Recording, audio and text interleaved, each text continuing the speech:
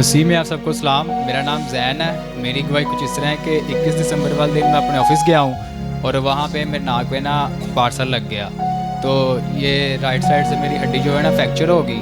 तो उसके बाद मैं CMH गया, वहाँ पे एक सर्जन था ब्रिगेडियर, उसने कहा कि ये सर्जरी होगी इसकी और तकरीबन 70 से 80 हज़ार कॉस्ट आएगी। तो मैंने फिर पाशाह को बताया तो इन्होंने दुआ की, तो उसी टाइम हड्डी जो है ना जुड़ गई और टिक करके आवाज़ आई थी। ऐसे बैठे बैठे ये मेरे पास घर में है, पिछले फ्राइडे की बात है, तो ऐसे सामने बैठा है तो इससे हाथ नहीं लगाया जाता था। यहाँ पे इतनी दर्द थी, आपको पता नाक की हड्डी टूटी हो तो हाथ नहीं लगाया जा रहा था। तो मैंने इसको बोला कि मेरे नाक की तरफ देख, क्योंकि तेरे नाक पे चोट लगी है। तो देख मेरा नाक बिल्कुल सीधा है। इसने देखा है और ऐसे टिक की आवाज आई है ऐसे जी बिल्कुल, और नाक की हड्डी ठीक हो गई और दर्द भी उसी वक्त, कहता है ये दर्द खत्म हो गई है उसी टाइम, और ये बिल्कुल ठीक है। कोई पैसा नहीं लगा, यीशु ने फौरन ठीक कर दी। हालेलुया। फिर उसके बाद मैंने दोबारा चेक करवाया और अब उन्होंने कहा कि ये सर्जरी नहीं होगी, ये हड्डी अपनी जगह पे वापस आ गई। Hallelujah, praise God. कैसा जबरदस्त खुदा है। तालियां बहुत कम है, एम तो तालियां बजाओ। God bless you.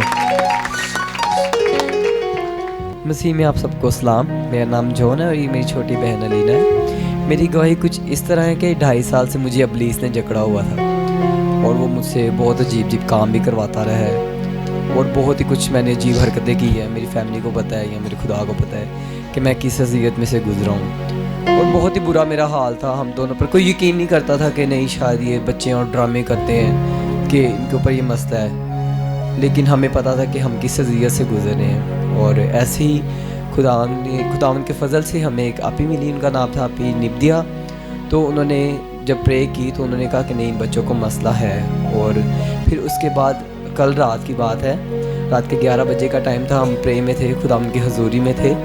तो मुझे फिर से वही मसला हुआ और जब उन्होंने देखा कि एक आउट ऑफ कंट्रोल हो चुका है तो उन्होंने सर को, पास्टर नदीम को फ़ोन मिलाया। तो सर ने सिर्फ इतना कहा कि जॉन अब तू आज़ाद है।